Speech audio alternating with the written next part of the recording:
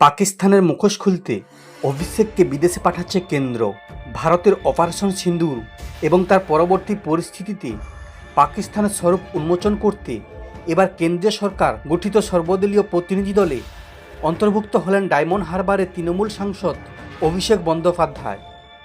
সূত্রে খবর, প্রাথমিকভাবে বহরমপুরের সাংসদ ইউসুফ পাঠানের নাম থাকলেও তৃণমূলের আপত্তিতে শেষ মুহূর্তে তাকে সরিয়ে অভিষেকের এই গুরুত্বপূর্ণ কূটনৈতিক মিশনে পাঠানো হচ্ছে। কেন্দ্রীয় মন্ত্রী কিরণ রিজিজু স্বয়ং পশ্চিমবঙ্গের মুখ্যমন্ত্রী মমতা বন্দ্যোপাধ্যায়কে ফোন করে অভিষেকের নাম চূড়ান্ত করেছেন বলে জানা গেছে।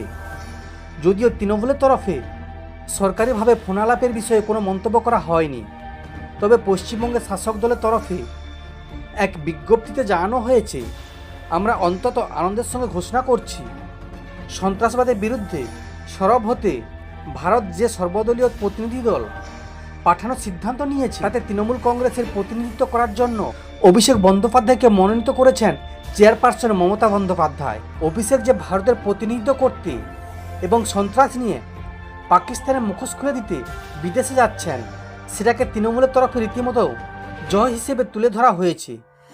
তৃণমূলের তথ্য প্রযুক্তি সেলের প্রধান দেবাংশু ভট্টাচার্য উচ্ছ্বাস প্রকাশ করে বলেছেন, অপারেশন সিন্দুর নিয়ে পাকিস্তানের বিরুদ্ধে ও দেশের পক্ষে প্রচারে আন্তর্জাতিক প্রতিনিধি দলে তৃণমূলের পক্ষ থেকে থাকছেন স্বয়ং অভিষেক বন্দ্যোপাধ্যায়।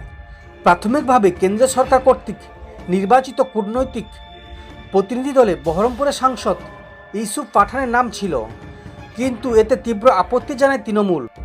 সোমবার খোদ অভিষেক বন্দ্যোপাধ্যায় জানান, কোন দল থেকে কতজন সাংসদ যাবেন সেটা নির্ধারণ করার ক্ষমতা কেন্দ্র সরকারের থাকলেও কোন দলের প্রতিনিধিত্ব কে করবেন সেই বিষয়ে সিদ্ধান্ত নেবে দলই।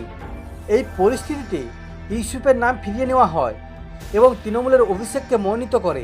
পাশাপাশি তৃণমূলের তরফে জানানো হয়েছে যে তারা জম্মু ও কাশ্মীরে 5 সদস্যের একটি প্রতিনিধি দল পাঠাচ্ছে। এই দলটি শ্রীনগর, পুঞ্চ, রাজৌরিতে যাবেন। যারা সীমান্তে সন্ত্রাসের শিকার হয়েছেন এবং যারা নিজেদের প্রিয়জনদের হারিয়েছেন তাদের প্রতি সমবেদনা প্রকাশ করবেন ডেরেক ওব্রায়েন, নাদিবুল হক, মানস ভূঁইয়া, সাগরিকা ঘোষ ও মমতাবালা ঠাকুররা।